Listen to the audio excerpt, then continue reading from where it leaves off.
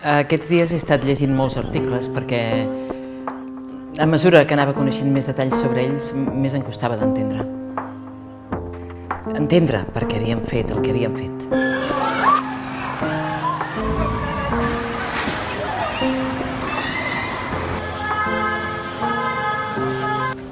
Necessitarem molts voluntaris de cara a l'11 de setembre.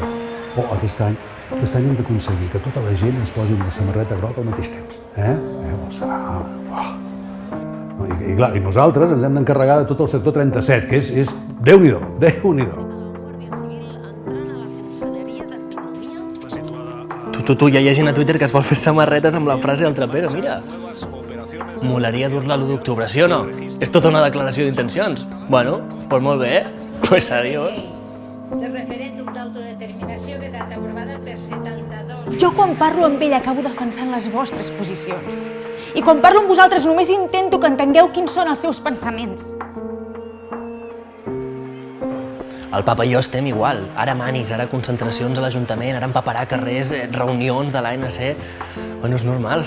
És normal perquè estem vivint uns dies molt importants, uns dies que passaran a la història. Per què no es pot explicar?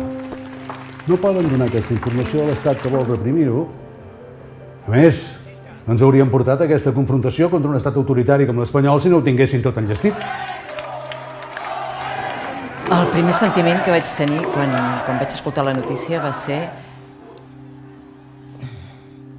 ser ràbia. Jo sola a casa,